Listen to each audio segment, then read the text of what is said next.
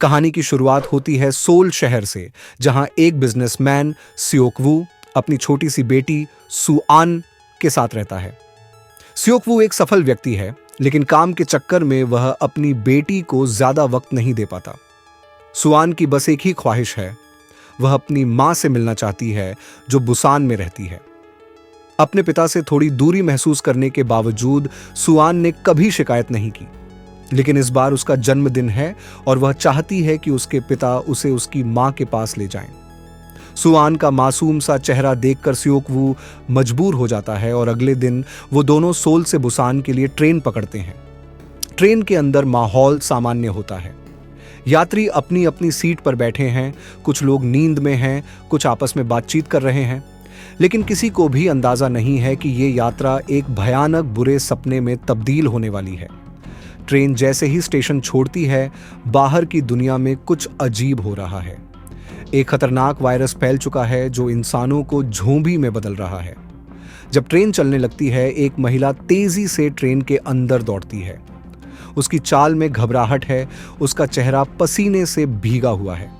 वह अचानक लड़खड़ाकर गिर जाती है और उसके शरीर में अजीब बदलाव शुरू हो जाता है। धीरे धीरे वह एक झोंबी में बदलने लगती है। ट्रेन के कर्मचारी जब उसे उठाने की कोशिश करते हैं, तब तक बहुत देर हो चुकी होती है। वह महिला अब एक भयानक झोंबी बन चुकी होती है और देखते ही देखते वह उन पर हमला कर देती है। इस घटना से ट्रेन के अंदर अराजकता मच जाती है। सियोकवू अपनी बेटी को सुरक्षित रखने के लिए हर संभव कोशिश करता है। उसकी पहली प्राथमिकता अपनी बेटी को जिंदा रखना है। लेकिन जैसे जैसे ट्रेन के डिब्बों में झोंबी वायरस फैलता है, यात्रियों के सामने एक ही सवाल खड़ा हो जाता है, कैसे बचा जाए? ट्रेन के हर डिब्बे में लोग आतंकित हो रहे हैं। हर कोई अपनी जान बचाने के लिए भाग रहा है और इस बीच कुछ लोग ऐसे हैं जो इंसानियत की मिसाल कायम कर रहे हैं। ट्रेन में सियोकवू के अलावा कुछ और महत्वपूर्ण किरदार भी हैं, जैसे एक गर्भवती महिला और उसका पति, जो अपने अजन्मे बच्चे को सुरक्षित रखने के लिए लड़ रहे हैं। स्कूल की बेसबॉल टीम के युवा लड़के, जो अपनी जान बचाने के लिए लड़ाई कर रहे हैं। हर किसी की अपनी कहानी है और हर कोई इस मुसीबत से बचने की कोशिश कर रहा है। जैसे जैसे ट्रेन आगे बढ़ती है, स्थिति और भी भयावह होती जाती है। झोंबी डिब्बों के अंदर फैलते जा रहे हैं और यात्रियों को एक के बाद एक हमला करके मार रहे हैं। ट्रेन के अंदर ऐसी घुटन महसूस होती है जैसे मौत हर कोने में छुपी हो। सियोकवू अपने कुछ नए दोस्तों के साथ मिलकर योजना बनाता है कि वे अगले स्टेशन पर ट्रेन से उतरकर बुसान तक का सफर पैदल तय करेंगे। लेकिन बाहर की दुनिया भी अब सुरक्षित नहीं है। स्टेशन पर पहुंचते ही उन्हें एहसास होता है कि बाहर का हाल ट्रेन से भी बदतर है। स्टेशन पर झोंबी का पूरा झुंड उन पर टूट पड़ता है और उन्हें फिर से ट्रेन में भागकर अपनी जान बचानी पड़ती है। हर गुजरते पल के साथ सियोकवू के दिल में डर बढ़ता जा रहा है। वह अपनी बेटी को बचा पाएगा?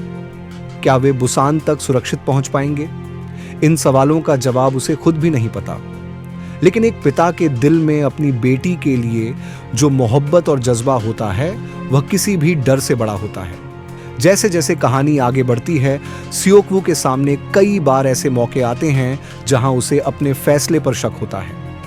वह अपने साथियों को एक एक करके खोता देखता है और आखिर में उसे अपनी बेटी के लिए खुद को कुर्बान करना पड़ता है।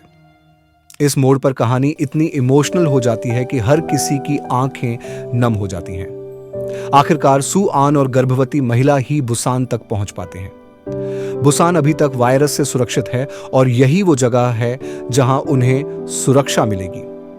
ट्रेन के सफर के इस पूरे अनुभव ने न सिर्फ उन्हें बल्कि दर्शकों को भी यह सिखा दिया कि मुश्किल घड़ी में भी इंसानियत और प्यार ही सबसे बड़ी ताकत होती है।